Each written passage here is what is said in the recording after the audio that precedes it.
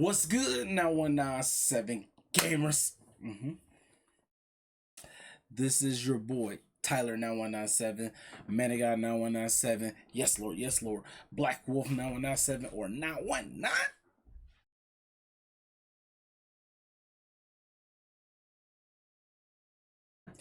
Seven, back with another video for y'all, and this time I'm gonna do a live reaction for y'all for today. So not only I'm gonna do this live reaction for Indiana Jones, I'm also gonna do the other one for South of Midnight because there was a documentary that came out today. By the time you watch this, it came out yesterday, but for me, it came out today. So I was like, you know what, I haven't got a chance to check out the Indiana Jones gameplay deep dive, and then of course the South of Midnight that just recently came out. So I was like, you know what, instead of doing a separate video for this one and then the other one South of Midnight, let me just do a double live reaction video of me reacting to both of these games. And but I'm definitely excited to see both of them, but especially the South of Midnight one. And like I said, I haven't watched these at all, y'all, so this is my first time watching this. So yeah, so let's go ahead, get right into it, and watch get my reaction to both of them. So let's go ahead and start in 3, 2, 1 now.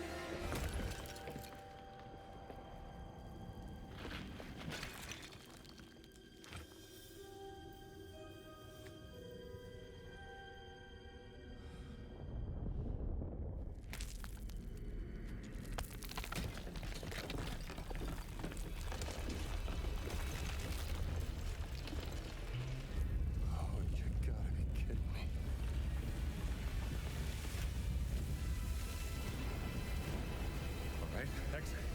There's got to be an exit.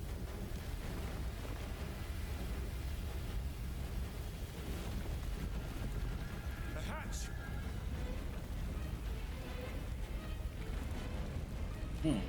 Yeah, that's a lot of sand. Oh man. I mean, hey, at least giving him a lift. This is it.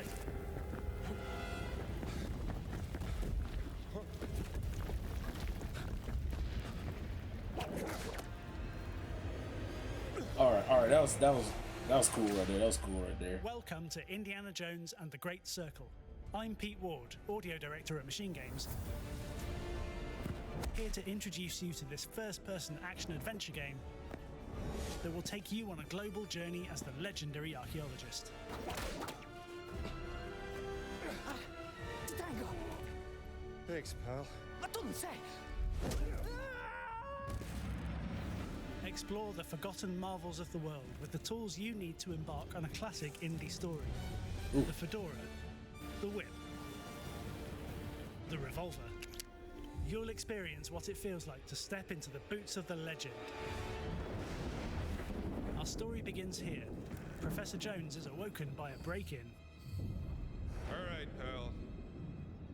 You can't sleep here. With a priceless relic stolen, the chase is on to uncover the mystery. Joining the chase is Gina, an Italian journalist with a quest of her own. Yeah, but that's superstition. And I don't believe in superstition. Neither do I. But if Voss thinks those stone relics can help the Reich, then we have to find them before he does. No, you have to find them. I have to find my sister. Standing against them is Indy's rival, archaeologist Emmerich Voss, who is plundering sites around the globe, searching for a set of mysterious artifacts. But as Indy digs deeper, he soon discovers the theft is only a small part of a grander global conspiracy. Ich muss Sie warnen, Herr Voss. Die Relikte sind gefährlich. Sie sollen Kräfte bürgen, die nicht von dieser Welt sind. Und genau deswegen will der Führer sie haben. Luckily, Indy and Gina have a global network of allies to counter Voss. I am Dame Nawal Shafiq Bakli. We made it, Henri! I'm an archaeologist. Another one. The game is designed around the charm and resourcefulness of our hero.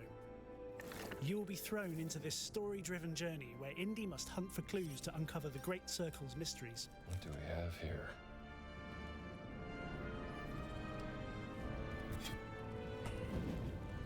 This race for answers will take you to ancient crypts, lost civilizations, and much more. The focus for this game is adventure.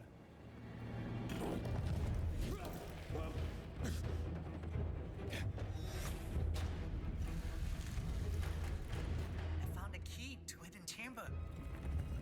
What was this built for? Looks like a temple. Maybe a rite of passage for Khmer warriors. When you venture into the unknown, we But want like I said, exploration so far to it does feel look truly good, y'all. It rewarding. really do look good so far. We carefully crafted each environment to encourage players to uncover clues, Left this here. discover valuable objects, There we go. and reveal hidden secrets that can aid you in your adventure.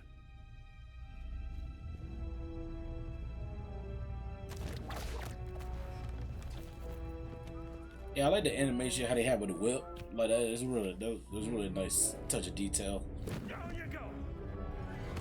Another Ooh. time, chum. During your adventure, Indy's versatile tools are at your disposal. It's up to you to find clever uses for each of them.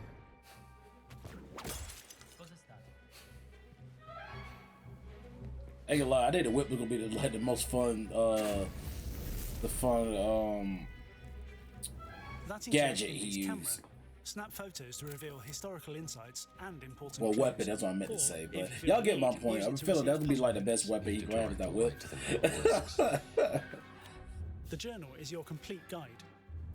It starts as a blank Well, I'm slate, gonna be whipping up but people becomes a like I'm detailed Django. archive of your journey with maps, photos, and letters. It's a reminder of where you've been, and for the sharp observer, a hint about where to head next. Your travels will inevitably take you into restricted areas. That's where disguises come in. I hope they fit. You should have become a man of the cloth. I found another calling. Use of disguises can help you enter guarded areas. Ensure you avoid those who have a sharp eye for spotting trespassers.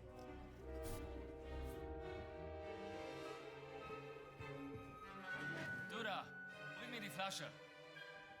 There you are. Hörst du etwas schlecht?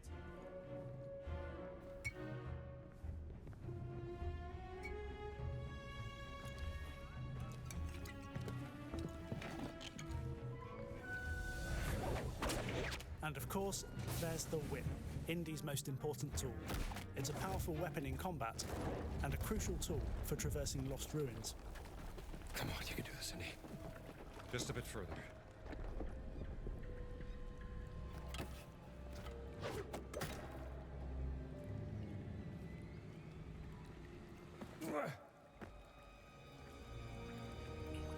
But yeah, no doubt the whip was gonna be the most fun thing to use, y'all. There. The water's Especially in flowing now. combat. Indy's greatest tool, his mind.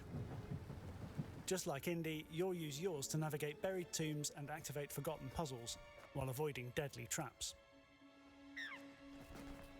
Clues from the journal, traversal, and decryption are just a few of the things you'll need to figure out the solutions. Every puzzle is designed to fit seamlessly into the world. They range from smaller challenges, hiding forbidden secrets, to epic obstacles leading to greater mysteries. Longinus, the soldier who pierced the side of Jesus with a holy lance.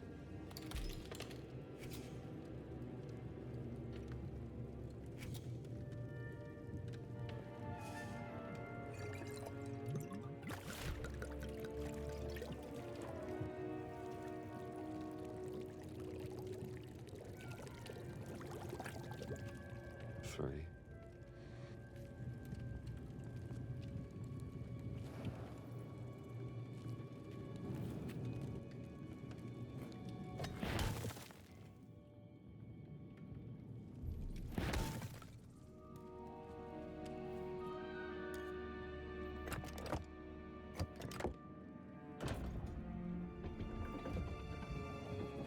Solving these puzzles will make you feel like the world's greatest archaeologist.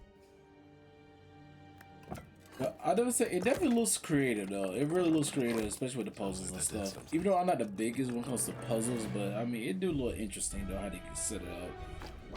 The key to the game's combat is to carefully decide your approach. Ooh. Will you outsmart? Watch your step. Oh yeah, using our hands, that's definitely gonna be fun. Or overpower your enemies? And that's Professor to you. Outsmart foes in stealth, using your environment as your greatest weapon.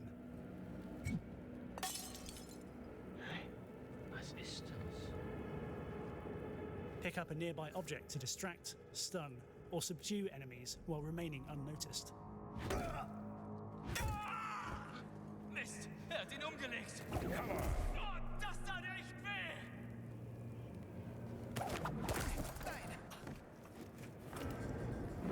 In a brawl, you need to hold your own with powerful combos, blocks, and defensive parrying.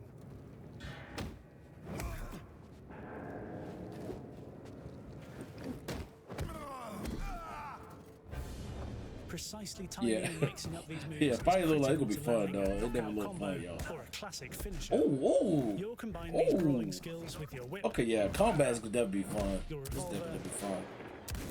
It looks like and it'll be anything good. within reach for amazingly creative combat.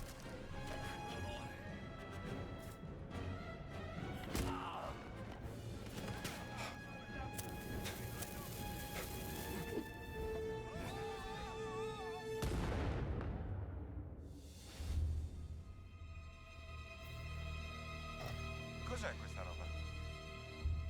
To avoid sounding an alarm, you can carry incapacitated enemies into the shadows, out of sight from patrolling guards. All right, fella. Where should I hide you?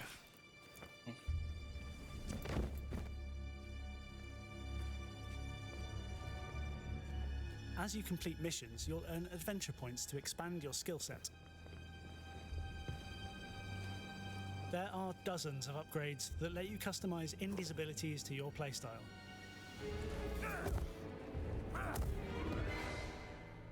The ability Lucky Hat gives Indy an extra chance to come back from a fatal blow.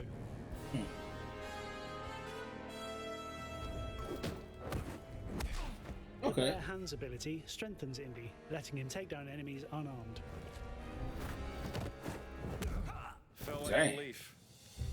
Dang, Indy getting on hands, don't he? He fighting people. Oh, he ain't nothing. Open areas give you the freedom to find your own adventures. Beautiful.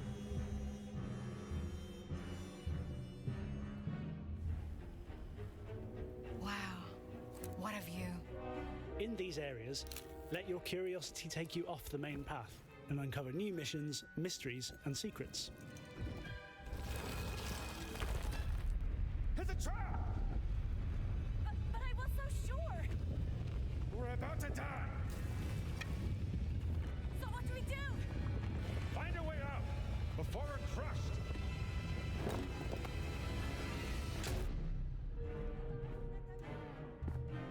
Everything is carefully researched and crafted to authentically recreate a vibrant 1930s. What are you selling? I think I have something for you. Yeah, little guy. Maybe this would tease open your money pouch. Exploring with a keen eye is essential to making discoveries. Like an underground fight club.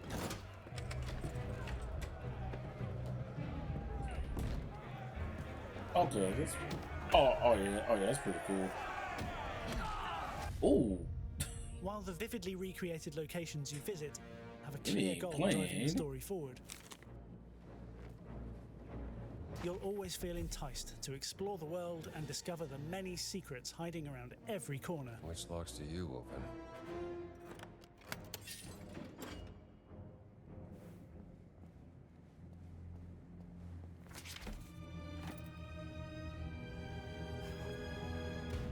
This place gives me the heebie-jeebies.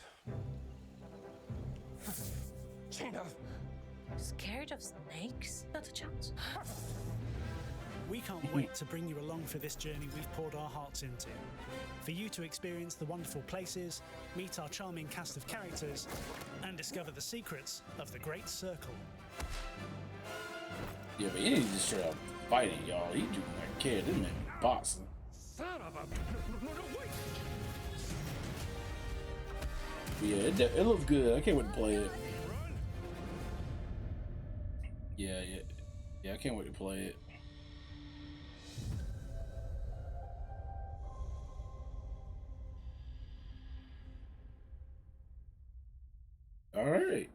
All right.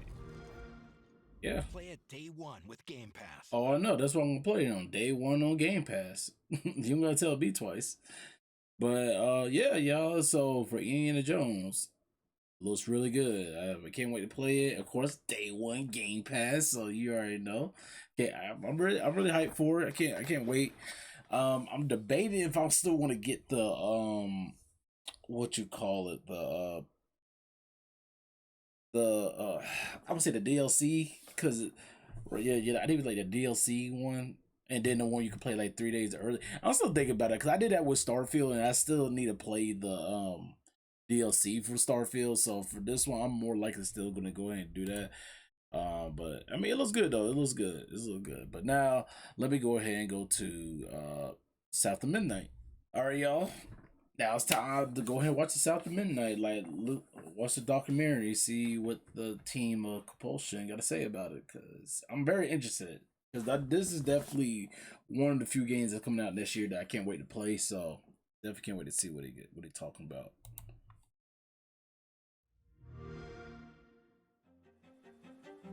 In many ways, Midnight is about bringing people together, and magic is all around you.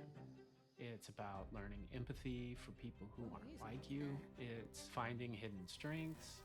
It's so beautifully powerful, and I think that it just sort of leaps off the screen. There's so much atmospheric potential. The landscapes, they're almost like a character in and of itself.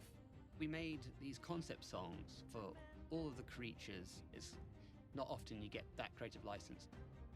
Her journey paralleled with my journey, and like many of our journeys. Did Mama know about this?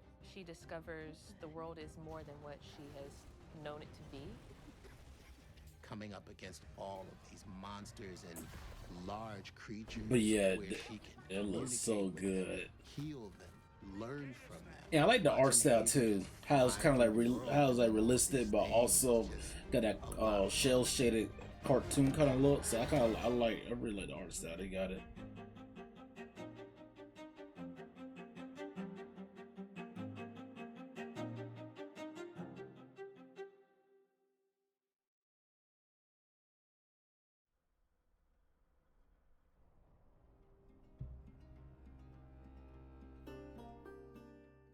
So when I was a kid, I spent a lot of my free time after I had exhausted all the books I wanted to read, exploring sort of all of these abandoned farms and forgotten places.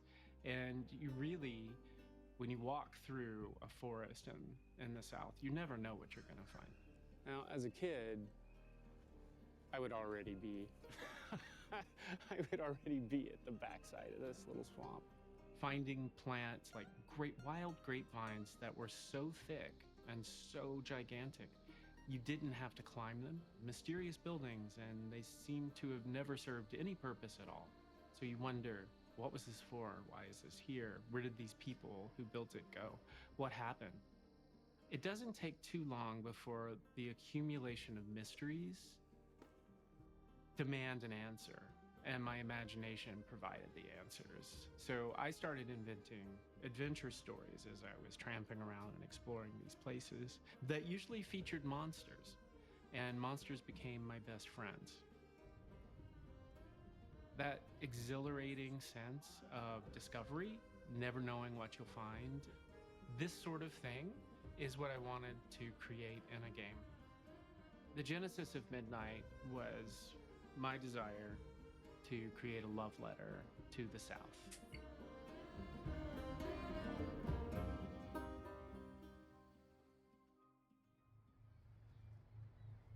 We are based in Montreal, which is in Quebec in Canada and is pretty far from the South. We were lucky to have some team members who grew up in the South.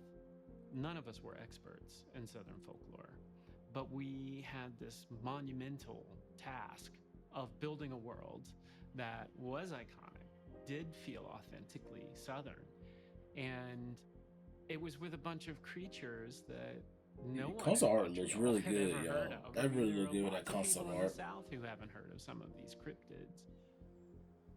We reached out to Donna Washington, who is a world-renowned storyteller, and she came to our offices and she told a story to the entire company at the time, and it was captivating. It was mesmerizing. So I spent, I don't even remember what it was, 2 or 3 days, telling stories and taking questions and just sort of immersing the team in folklore.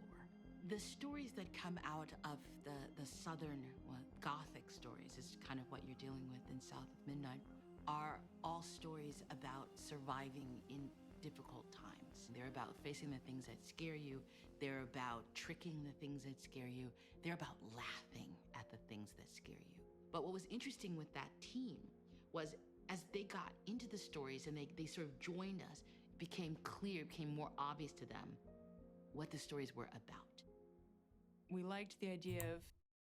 Oh, so before I continue, y'all, I do want to say that, like, kind of similar in my Halo video, I really appreciate y'all where developers actually take the time to gather the resources, information, stuff like that when he making the game. Like, really put the details in the game, because sometimes y'all we kind of forget that developers really take their time, like really trying to find sources and whatever, all the type of concept art and all that detail to make a game, to from how they imagine it until become a reality. So I gotta give you gotta give respect to devs, y'all, who really put their work in that. Same thing like with Hellblade 2 with Ninja Theory. It's the same thing. Like, they take the time, they find the resources, and really try to captivate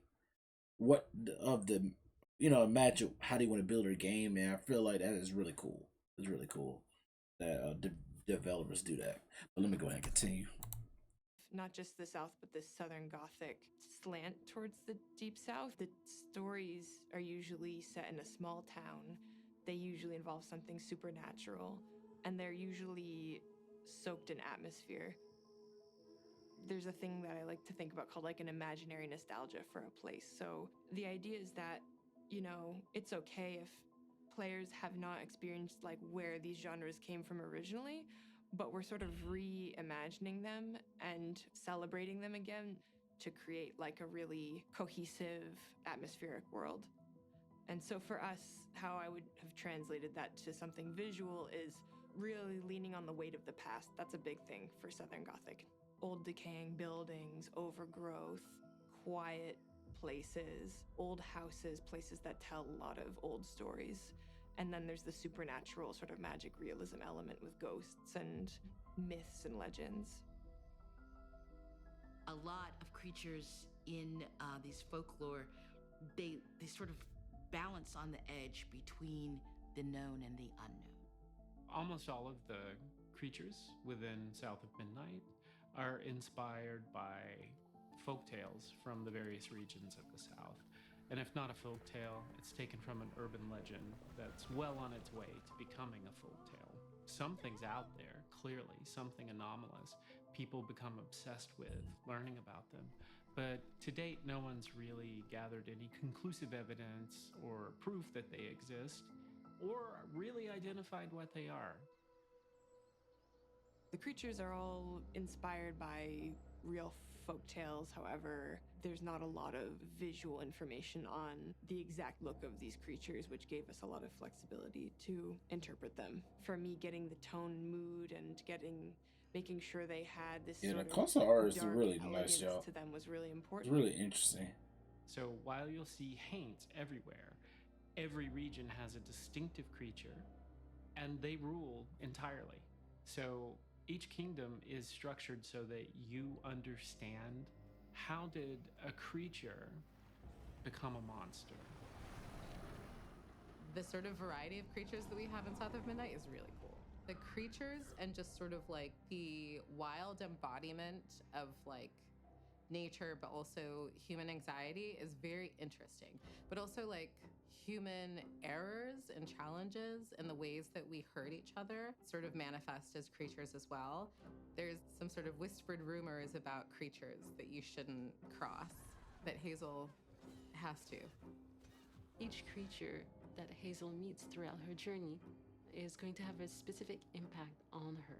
Some will be forcing her to face things that she has run away from. Others will simply create a huge sense of fear in her and summon her to dig deeper and to believe in herself.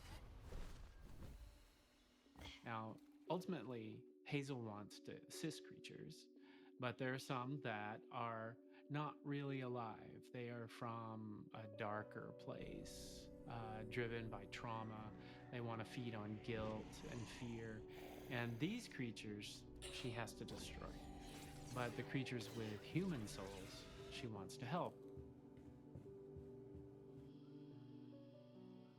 Magical realism is part of the vision for South of Midnight. Magic is real. Monsters are real. The unexpected can happen at any time. The farther you go from the town center or the urban center, the more magical the world becomes. And it becomes a driving force, because once you start to notice even minor details that are out of place or unusual, you want more. And that's the way we built Midnight. For someone who, is a practitioner of a fundamental magical form, Hazel, your character, I think she likes it too.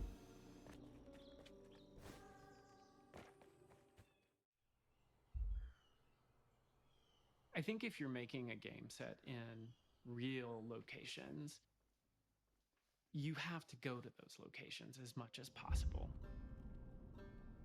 to sort of pick up on the vibe of these places. So in that spirit, I devised 2 week-long excursion/research trips to the South for all of the directors. Because South of Midnight is set in a sort of twisted alternate version of the Deep South, where we use different landscapes that are iconic to the Deep South. So we went to the Appalachians, we went to the swamps, we went to New Orleans, we went through the Delta, and South of Midnight has a bunch of archetypal locations from the Deep South. Hazel Flood, our main protagonist, she gets projected into this sort of folkloric version of the Deep South. We have the swamps, we have the Delta, we have the Appalachians, and we have an area that's inspired by New Orleans. The landscapes they're almost like a character in and of itself in the game.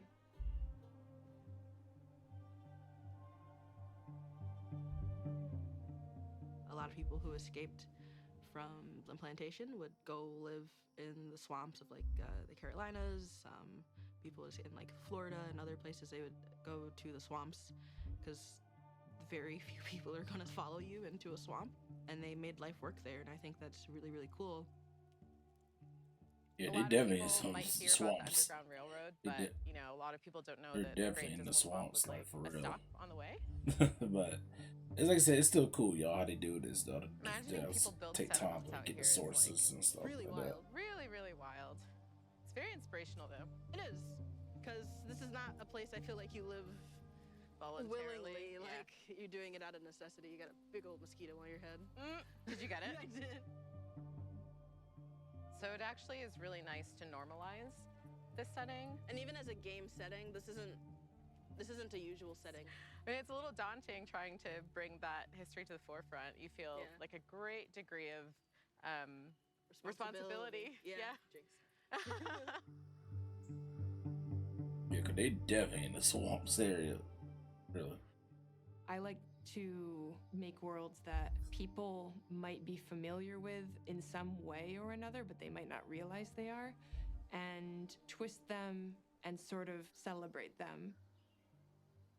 And I feel like we don't give players enough credit for wanting to see new worlds. So as we're going through each of these locations, we're going to be introduced to a new creature, a new person. We get a really interesting look into what's happened to them and what we can do to possibly help them. So that mood is then going to expand out into the environment. So we have a central theme. How can we reflect that in the environment? Is it going to be dark and gloomy? Is it scary?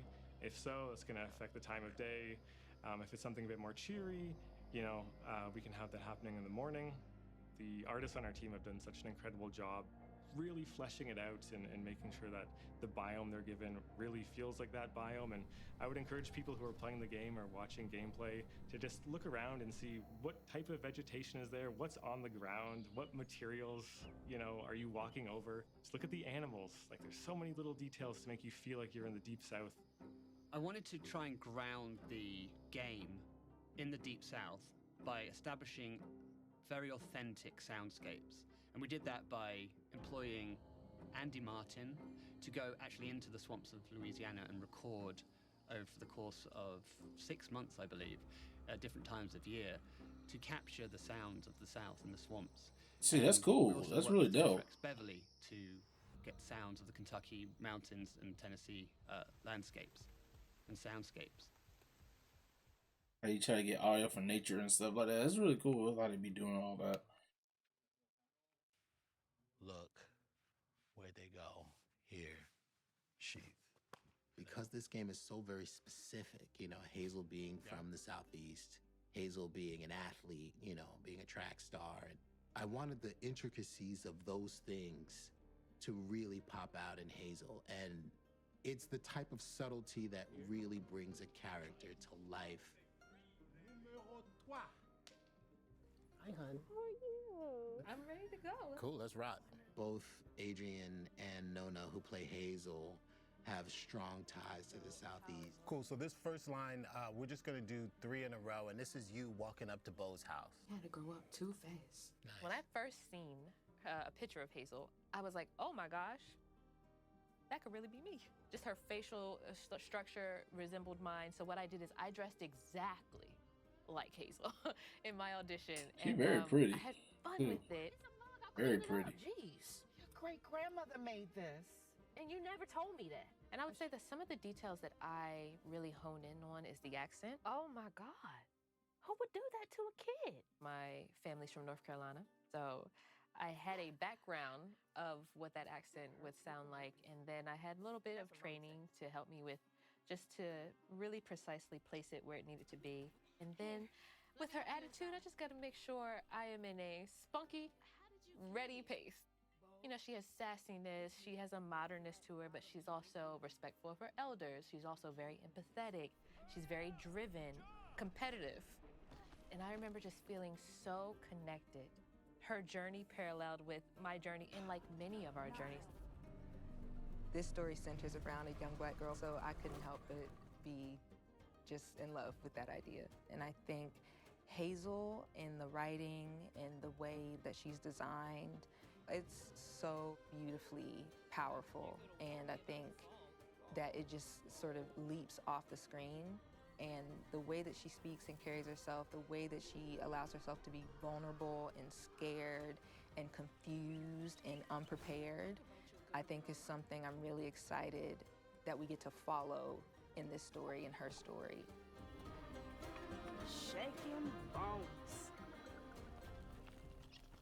The handcrafted style is applied into everything. There's something soulful about that, and I think it resonates with a lot of people, and it felt really appropriate for this Deep South, Southern Gothic dark fantasy to have this sort of organic, natural touch to the style. Boo, what? Yeah, I saw you jumping. We had to figure out a style where things are exaggerated, there's little thumbprints and imperfections, and everything kind of has this sort of twisted feeling to it. So we went and visited this stop-motion studio in Montreal called Clyde Henry, and they have a really special style that has this sort of dark, twisted eeriness that was something we wanted for South of Midnight. And we actually looked at their maquettes and looked at how they were made, and then the artists went back and We had to create techniques to reverse engineer how things are actually made by hand. Yeah, everything from the foliage to the props to the buildings to the characters, they all have a handcrafted look to them. Maybe I could help bottle up the paint. So I'm the last person left here. So the animation style is just stop motion. So a lot of the narrative of the game is that you have Hazel, who is, while searching for her mother, coming across a number of people in the world who have gone through things. They have experiences. Everyone's got something that's made them a little rough. And while she has the power to weave and heal these sort of things, there becomes a sort of understanding of people's imperfections, those experiences that they've had, sort of define who they are as a character. It's nighttime, you can leave, but they're starting to go banging on door to door to each house. And so the stop motion treatment gives us the opportunity to bring in those little moments of friction, of imperfection, individuality. You feel it in the animation, you feel it in the motion, you feel it in performances, and that matches what you feel in the narrative and the relationships you have with characters. One take. Yeah. Hazel is coming into her power. She's a young woman who, through this adventure, finds the true nature in herself as a leader.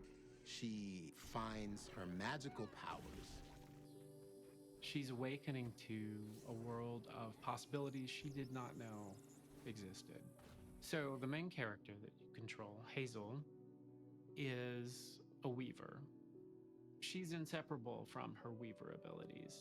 All of them are calculated to make you more aware or continuously aware of how the weaver sees the world and how she can pull from the world to traverse in extreme ways that normal humans simply can't do.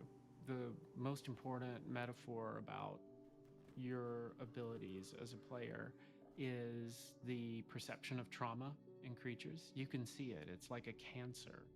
So the ability to weave is you can take these big masses of dark energy and release it from each other, release it so the good can get in, so the good can thrive. And that's what I love about Hazel Flood is the things that she's doing are all a part of healing and helping others. It's inspired by textiles and crochet and knitting, and we wanted to sort of take back this, which is traditionally considered more of a feminine art, and make it this powerful, beautiful magic. Before I continue, y'all, I just want to say that, like, seeing what these developers have, what they go through to try to make a game, y'all, is going back into, like I said before in the Halo video, we need to go ahead and really give respect to these developers, y'all. Like, they really going out of their way to make something new for us and fresh to play. And like, for example, South to Midnight is something that I was already interested of watching the trailer, but really look at the detail of what they're trying to do to make this game is really amazing. Like, we really got to give respect to devs, y'all, especially the ones who making games like this, y'all. Like, cause it just made me more excited about the game when it comes out sometime next year. But okay, let me go ahead and continue with the video. And we wanted it to really feel like this is how she does magic, is by manipulating these tangible strands. And the look of them was very much inspired by lace. Lace is very Southern Gothic. It's this like supernatural, living, sort of sentient material.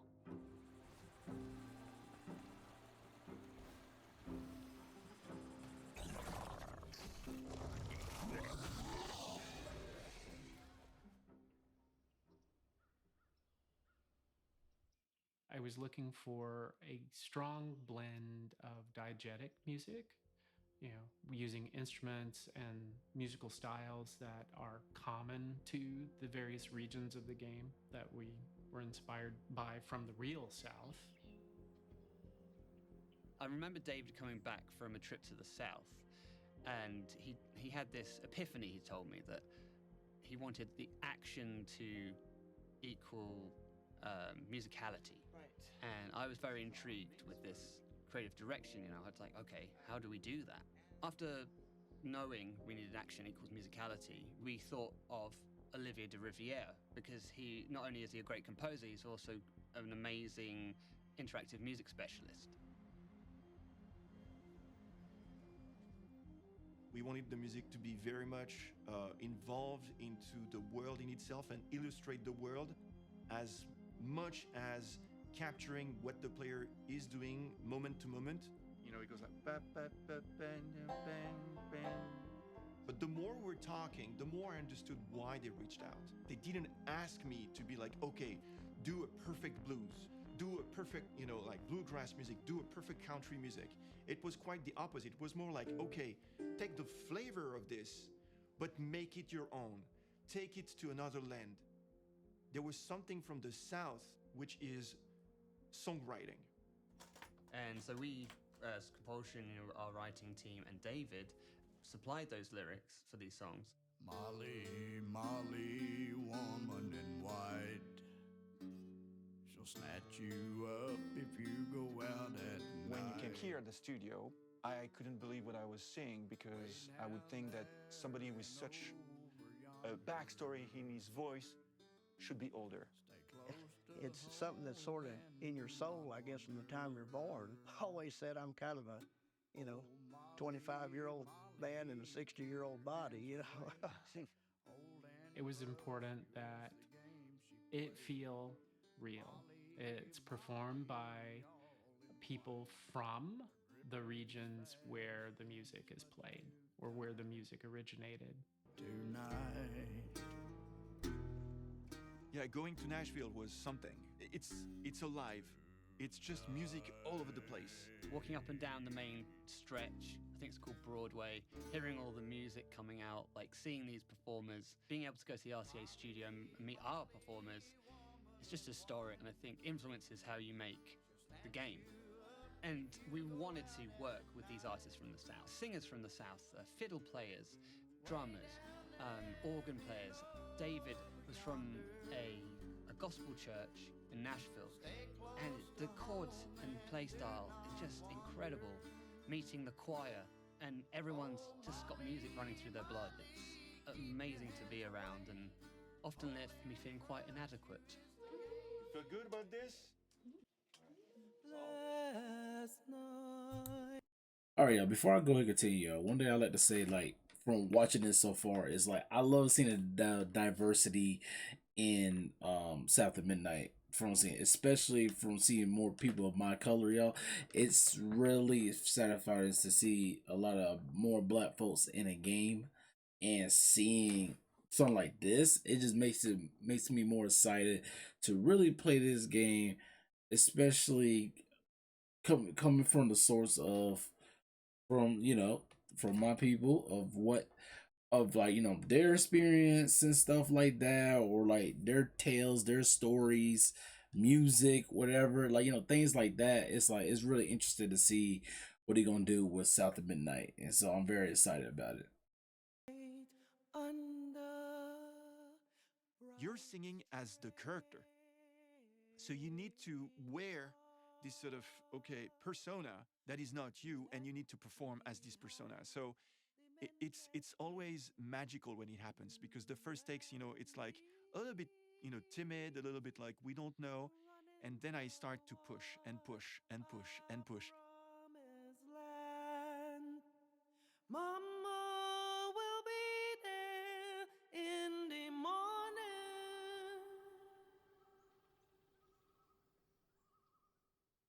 Audio design is sort of interactive. The more you embrace being a weaver, the more of the music of the universe you hear during gameplay.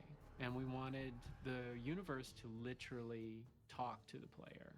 And we use children's choir voices.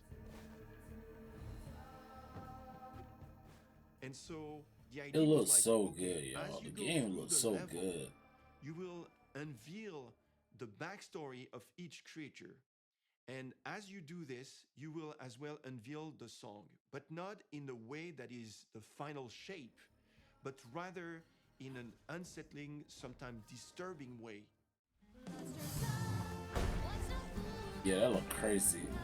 And I like the animation with the stop motion stuff too. It looks so cool. There is this entity that is very evil, and we've said, okay, this is completely out of the scope of, let's say, guitars, banjo, all of this. This is like massive, and it can take over, yourself. So we were like, we need something that is completely different and something that is impressive. And that's why we picked up an orchestra for those moments.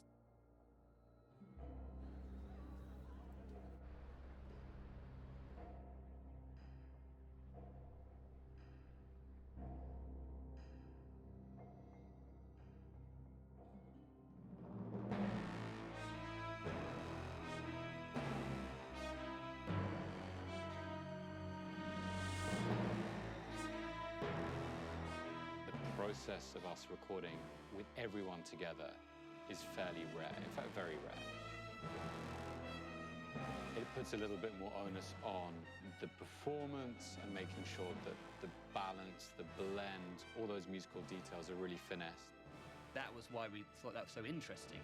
Like the orchestral textures which felt out of place in the Deep South. By cleaning those zones of those entities, you removed the out of place, the orchestral textures, and replaced those with voices and with ground instrumentation and the ambience that returned.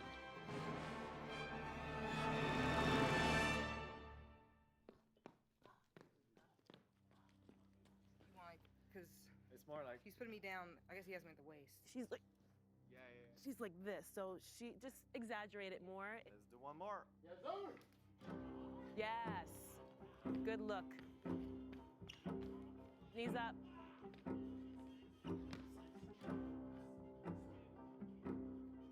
Collapse. Struggle, struggle. The challenge is really the fact that a character like Hazel in a game like this hasn't really been done before, and it hasn't been done in a way that really brings to light what it is like to be a young Black woman in this time period with these challenges and the complexities that come with that. I mean, when I think about how many games are set in the South with a strong Black female lead, I don't recall that many. That in itself shows how important this is. I think it's really cool that a little Black girl could cosplay Hazel with the hair that's growing out of her head. It's nice to see yourself reflected in a piece of media and not in a way that feels stereotypical or inauthentic. Like Hazel, we can be weavers, we can be fairies, we can be magic users. We can do a lot more than just, I think, what people assign to the South. We hope that one day you'll be able to play a character like that. But it's really important that Hazel's story is relatable to a lot of different people. Like, I think you don't have to also be like a Black woman to understand and relate to Hazel. She's battle ready, but then she's also, opening up to her inner child. And then it gets really dangerous at other times. She's kind of doing a little bit of it all. I think it shows how expansive this world is. Whether these people are humans or they're a giant necrotic alligator, all of these creatures are worth helping and helping in the way they want. Beautiful. Well done. I think that's just a really strong message that there is a power in healing. We can actually heal through our pain. And it's a journey of finding empathy for those who seem like they shouldn't receive any at all. I think that's really important. I think that's something that makes this game so important and so unique.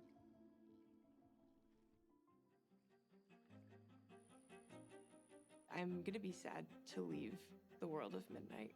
Having family that lives in the Deep South, there's just so much there from a cultural standpoint that just has endless depth and interest. This game has allowed us to really dive into that.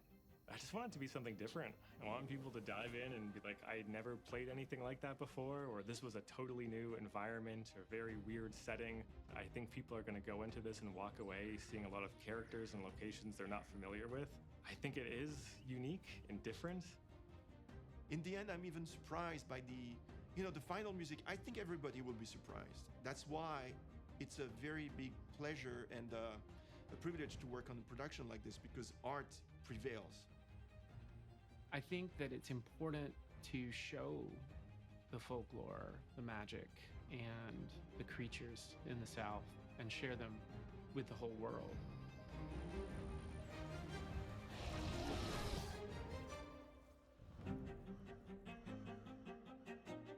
Okay.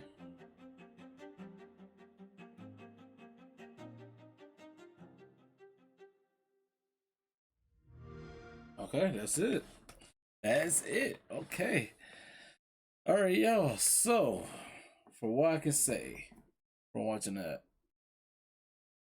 that was amazing. That was really, really a good documentary for South of Midnight. Just giving us a taste of what Compulsion been cooking with South of Midnight. And I can definitely say, y'all, like, I'm very excited about this game. I really one thing about a game, y'all, besides me just playing a game, I really like when developers do this. Like, they show like how much time and effort, blood, sweat, and tears that they put into a game, soul into a game, and what they wanted to do to make stuff happen. So seeing something like this is really made me excited, really, and like, just especially everybody that's involved in South of Midnight there who really put their heart and soul into it. And this game, I feel, is going to be very special to a lot of people, especially I feel like it can be special to me, not only because it's showing a lot of my showing my people. It's really like, it feel like this game gonna have a lot of soul in it. Like, really gonna have a lot of soul in it. It's just gonna be very special, and I feel like it's gonna resonate with a lot of people.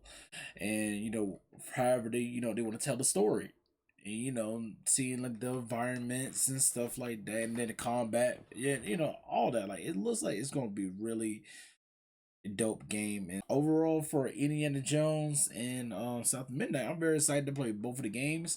Definitely a lot more with South of Midnight, because it just overall, it speaks to me more, especially with like the platforming kind of element. Because if I remember correctly, I don't know if they said this game was gonna be like an RPG or something like that. I can't remember, but overall,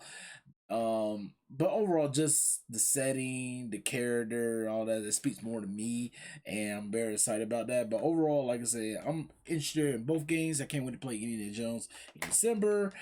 And overall, like, it just looks like it's just gonna be cool. Like, just like it's a fun time being an Xbox fan. I just put it that way. And play day one Game Pass, absolutely. But even with these games that was not on Game Pass, I would still buy them and play them. I definitely say that. But yeah, overall, that is it. Hopefully y'all enjoy the video. So please go ahead, hit the like, follow, subscribe, and if you haven't already, y'all, too, go ahead and subscribe to follow me on my Twitch. I try to get the 50 followers on Twitch, so definitely do that as well. And then my new milestone, y'all, try to hit 500 subs, so definitely keep on supporting the boy.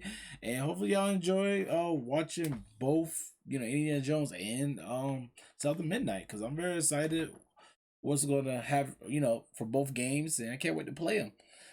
But that's it, y'all. All right, guys, I love y'all. Peace. Now 197 out.